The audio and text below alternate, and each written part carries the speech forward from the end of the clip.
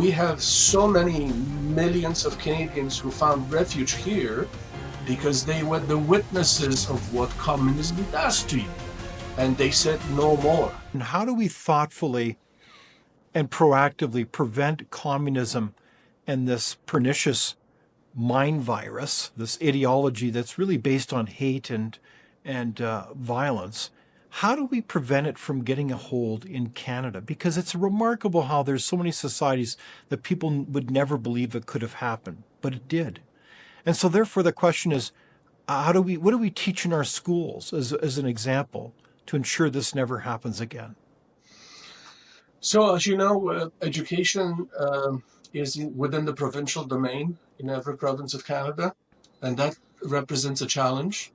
Because if you wanted to enact a true change and shed the light on some unspeakable history, you need the permission from each and every province, as well as every school board. And I appreciate the fact that they have their own independence. Look, programs like yours today, us talking about this. Indeed. Families, forget about the school. The actual family, your neighbor, colleagues at work, the commemorations of different events, not only in Ottawa, but in every community. Just like Ukrainians commemorate the Holodomor, the years of starvation. I think if we go from coast to coast to coast across Canada, we will always find someone who found refuge in Canada as a result of escaping that reality of communism somewhere else. I don't have a ready prescription for you, David, today, but the idea is that we need to recreate the movement, and the movement should be about abolishment of all symbols of communism. No hammer and sickle, no red flags when the union is going on a strike, and I would allow utmost privilege of striking for the working people. No symbols of Che Guevara or Cuban regime or any regime. No permission for despicable actions that are designed to change the outcome of our elections. So we should be on the guard for misinformation, disinformation, for influence of foreign actors in our Canadian society who want to change the outcomes of our elections, both on a municipal, provincial, and federal level. We need to be mindful as to where the money comes from, and we should always follow the trail of money because that will tell you who pays for what. And I think I've used that example with you with the fully funded chair of the studies of Mao Zedong at the University of British Columbia. I think that should be illegal.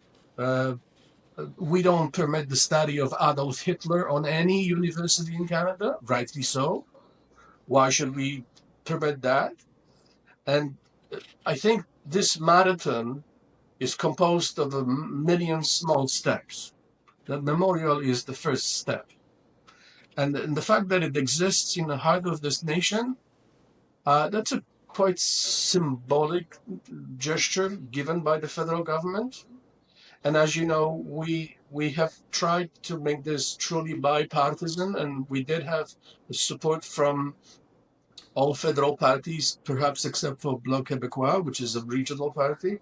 But on my journey, I've met with a lot of different politicians from every political party, and they all recognize that no one was jumping through the Berlin Wall from the west to the east. It's only when they were going from the east to the west that they got shot at. Indeed. Well, I'm certainly very impressed, Ludwik, that you and so many like you had the tenacity to bring this project together. And I would certainly suggest that you mentioned that a key objective here was education.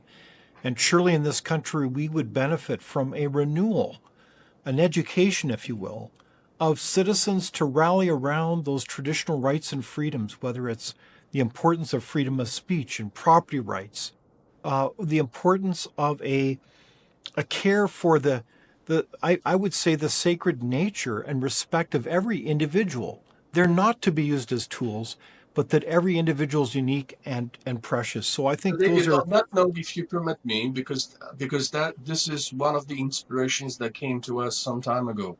I had the privilege of traveling to Berlin in 2013 with our good friend Minister Jason Kenney back then, yes. and we got to visit the Holocaust Memorial in Berlin, which is Hmm. on surface it's difficult to witness because it looks like a sea of sarcophag. You know, the coffins are all over. But then when you get into underground facility, which is a museum, and that's the point, that's the most important point.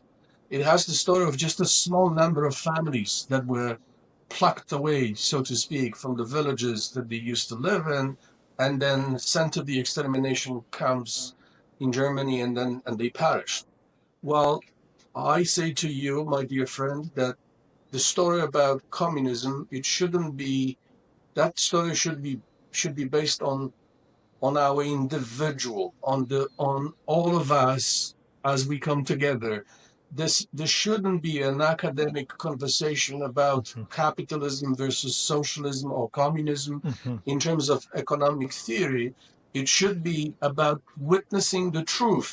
And the truth is based on the individual experiences. We have so many millions of Canadians who found refuge here because they were the witnesses of what communism does to you.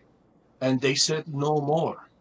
And I think that's the point that Tribute to Liberty, the organization that I have the privilege of leading, wanted to convey as a message that no matter where you came from, Korea, Vietnam, China, Cuba, basically all the continents around the globe except for Australia, um, you've witnessed the same thing.